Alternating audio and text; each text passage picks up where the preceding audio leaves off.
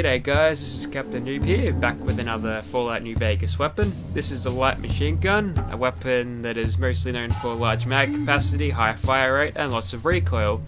Let's see how it goes in Fallout 4, but before we do that, let's get into the attachments here, and for receiver we'll be going with the advanced, obviously. Getting the most damage out of a shot is what we want, and we want the large quick eject box mag for good ammo capacity.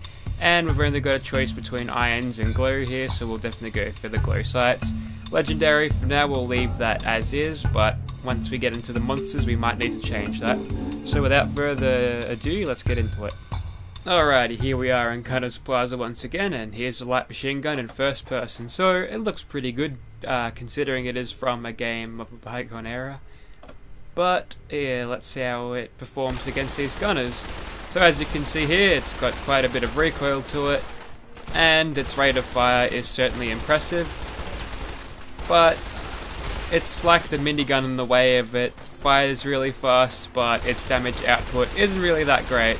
You can see here, even though I'm shooting the crap out of this legendary gunner over here, it takes us way too many bullets for us to drop her. This gunner lieutenant is even more tough, or actually less tough, but he stood up to it quite well, and even the squishier gunner private seems to be able to resist a few of these bullets, which is a shame.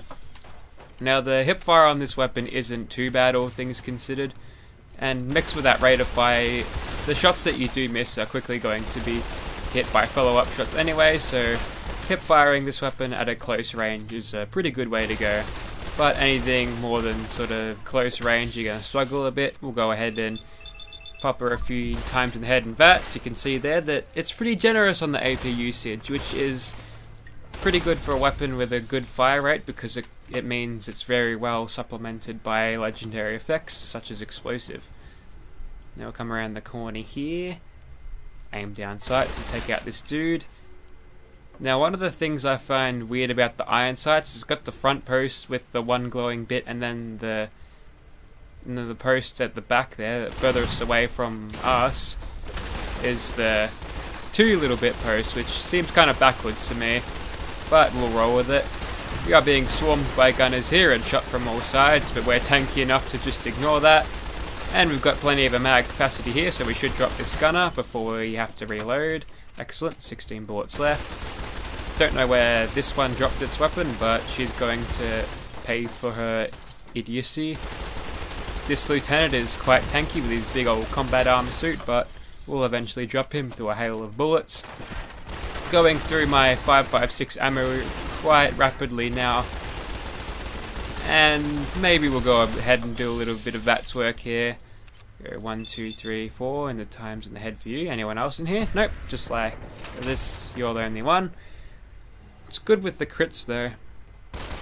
The modder might have put a little bit of a crit modifier into this weapon just to make it a little bit more viable for a luck-based build. But yeah, the crit actually did quite a bit of damage. So we'll go up and spray this one down with bullets, and we'll move on. Jump down here. Now if you were to play on lesser difficulties, you definitely would use less bullets, but I like to keep all my videos at the best difficulty there is in the game, very hard. Being able to fast travel and wait, yeah, you kind of need that for a game like Fallout.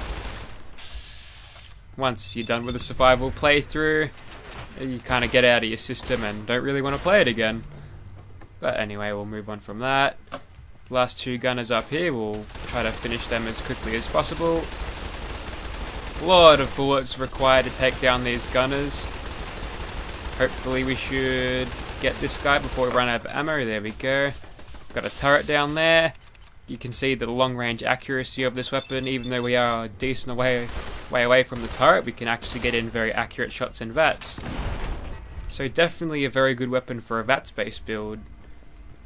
Alright, we'll move around the corner here and spray this turret down, and that is it for Gunner's Plaza. So this weapon does about standard damage really, nothing too great, but the fact that it doesn't have a suppressor does penalise you a little bit in the stealth game, limiting its potential damage output. We might chuck a Furious effect on this before we go take on Swan, because it'll take ages if we go otherwise. Alright, here's Swan once again. I'm sick of him, you're probably sick of him, so let's end him quickly this time. Problem taking down Swan is that we have a low damage weapon, but since we've got the Furious effect on this, we should be able to get a few shots on him first. Delayed little entering of VATS there. Got an anchor dropped on us. But as soon as we get the first few couple of hits on, we stack enough damage to be able to kill him. Very, very easily indeed. And we just got crushed by his falling dead corpse. So that's fun. We'll go ahead and move on to another monster now. Hopefully they'll put up a little bit more of a fight. We'll see.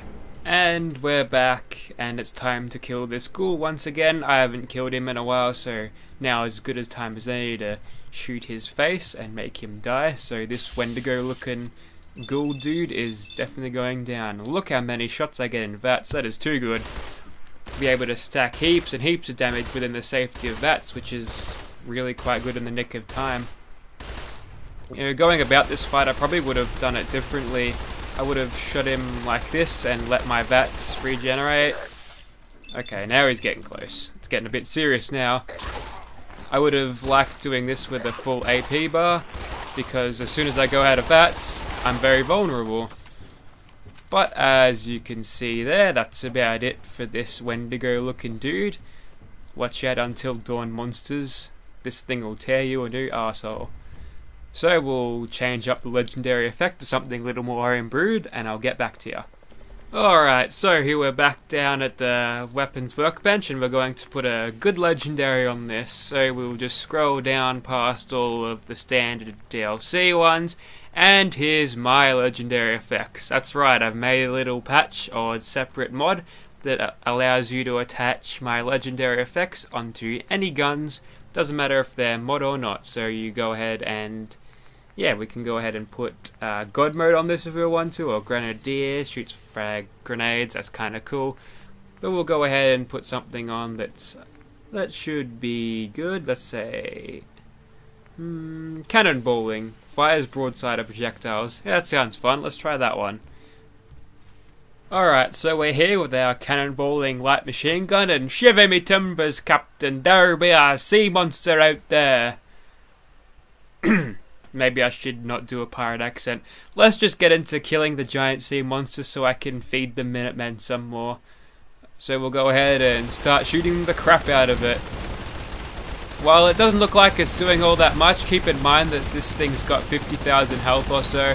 So while we are shooting the crap out of it and seemingly not doing much, rest assured that this is actually quite a big dint in its health.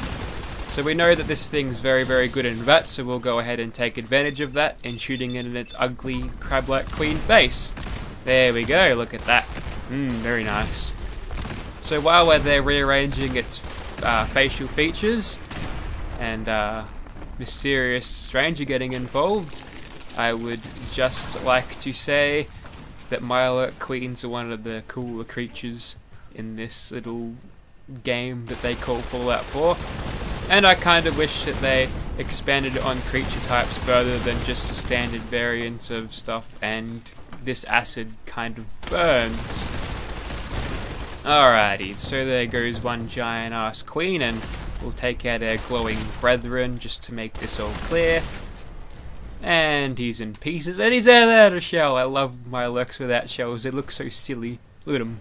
Look at this dude. Look at him dancing around. Alright, enough screwing around. So, that was the light machine gun, and that was Captainoob's little mod that I've put on it there. So, if you want to put this, my legendary effects on mod weapons, now you can. And if you'd like to have this weapon in your Fallout game, this is only a PC mod unfortunately, and links will be in that description below. Who knows, maybe I'll return tomorrow and do a video on the actual weapon in New Vegas. It's been a while since I've hit the Mojave, so maybe there. Thank you for watching, guys.